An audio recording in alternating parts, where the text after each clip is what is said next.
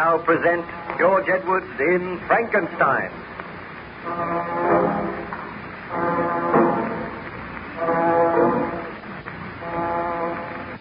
Baron Frankenstein passed away the tedious days on the good ship Voyager by relating his tragic experiences to Captain Walton. The Voyager was icebound somewhere near the North Pole, and day after day a howling blizzard raged. Captain Walton became worried, and the ice pack grew higher. He confided his worry to Baron Frankenstein.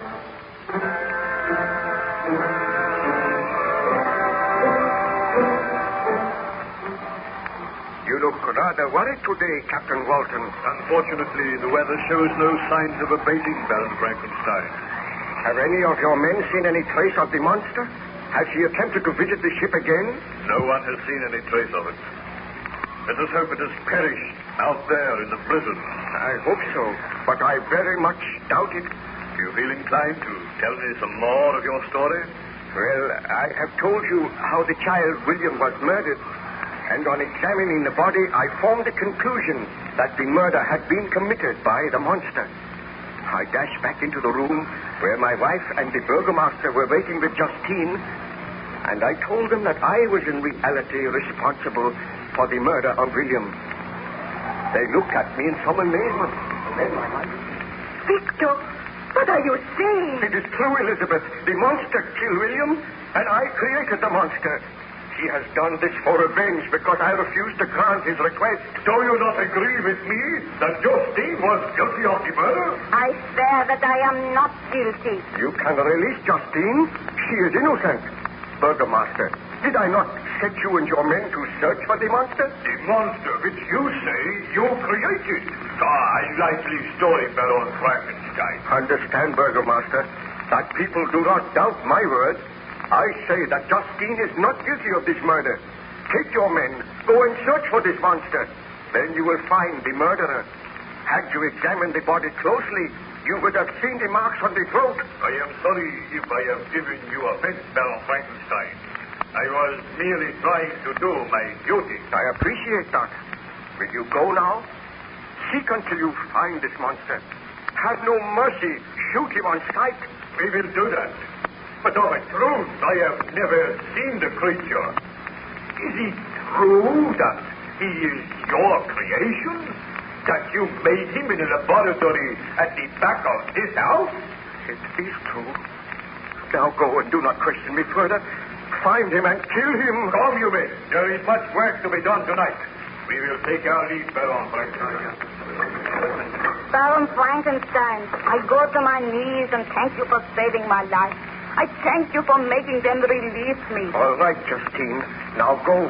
Yes, I wish to speak to the Baron, and I do not wish to be disturbed. I will go, and believe me, I will sincerely mourn the child. What have you to say to me, Elizabeth? You are a murderer, Victor. You were right when you said you were responsible for William's death. It was through your own obstinacy, your headstrong stubbornness, that the monster was brought into being. Ernst and I pleaded with you. We begged you not to proceed with this experiment. But you turned a deaf ear to our pleas. And as a result, Julio and William have been murdered. The murder is yours, and it will forever be upon your conscience. Oh, Elizabeth, please do not turn against me. Had you heeded me, had you really loved me, you would not have proceeded with your experiment. You would have married me and destroyed the form which you had made. But you were selfish. You wish to win fame. And what is the result? Oh, I hate you, Victor. Oh, Elizabeth, you do not mean that. Oh, that child's body lies in this house, mutely crying for revenge. And yet you stand here and try to justify yourself. What can I say to you, Elizabeth? Are you going to let that monster live? Are you going to let it roam the countryside, leaving a trail of death and misery? Why are you not out searching for it? Why do you not destroy this evil thing? Very well, Elizabeth. I admit that I cannot justify myself.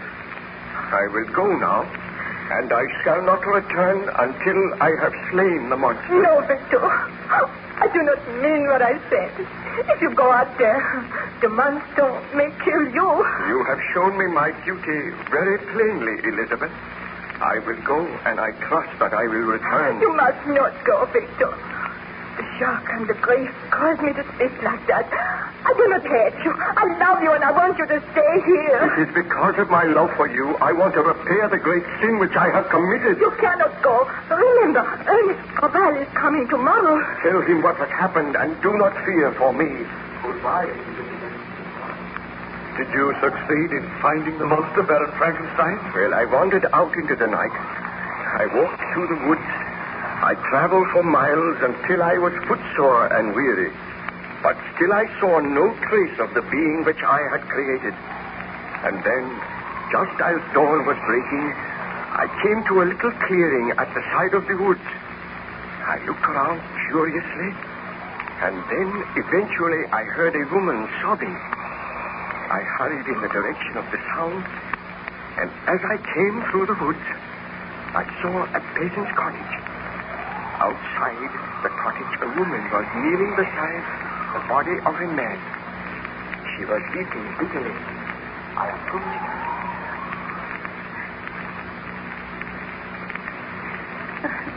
Why? What is the matter? Can I do anything to help you? Who are you? Where have you come from? My name is Baron Frankenstein. What is the matter with this man? Oh, he is dead. He has been murdered. Let me see. Oh, the same marks on the throat. This man was my husband. We lived here happily together for many years. And one day a strange creature came into the woods. He seemed to be half man, half beast, always trying to our windows. Following my husband, then he went to his work in the woods. Today, my husband took his gun. He shot at the creature, and the bullet struck him, but it had no effect. The creature advanced. He seized my husband by the throat. I was powerless to interfere, and in a few minutes, Gustav was dead. Then the creature ran into the woods, saying that all men were his enemies. Leaving a trail of death and misery. Oh, will you help me, sir? What can I do? I am so afraid. We will take your husband's body into the house. I will return to town, and you shall come with me. It is not safe for you here. What is this strange creature? Where did he come from? He terrifies me. It will help me to carry your husband's body down gently now. Bring it in here. Come on, this way. We shall lay it on the couch. What can I do? Oh, Gustav, my husband. Take comfort. Although there is little I can say. What? Listen. The monster approaching. Oh, they are not safe. They shall be killed. Greetings, Frankenstein. I thought that you would follow me. I have followed you so that I may kill you. This time I have a gun. You cannot kill me. We shall see. I am wounded, Frankenstein, but I will not die.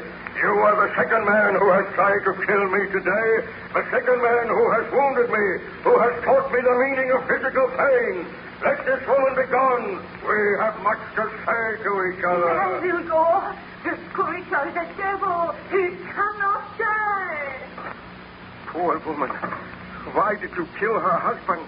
Because he was my enemy. All men are my enemies.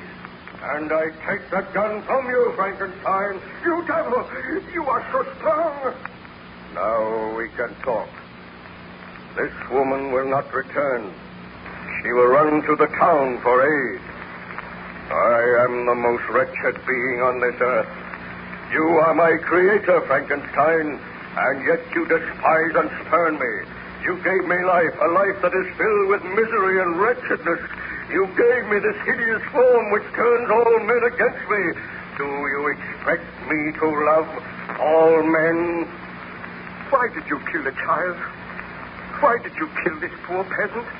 Because he strove to kill me. Have I not the right to defend myself?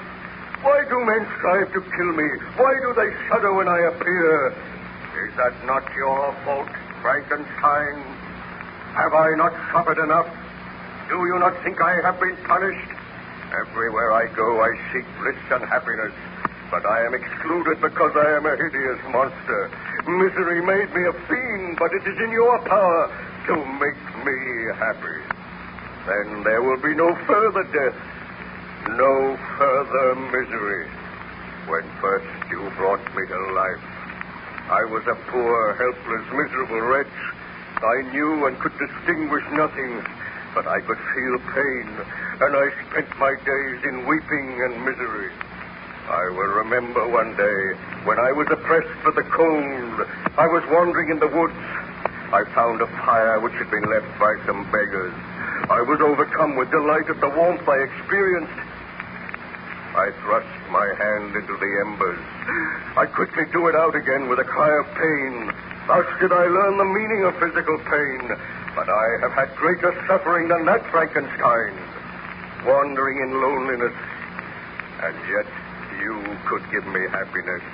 I watched this couple whom you call peasants. They were happy. They loved each other. A love which I could never know. I wished to be friendly with them, but they fled from me, viewed me with hatred and loathing. The man strove to kill me.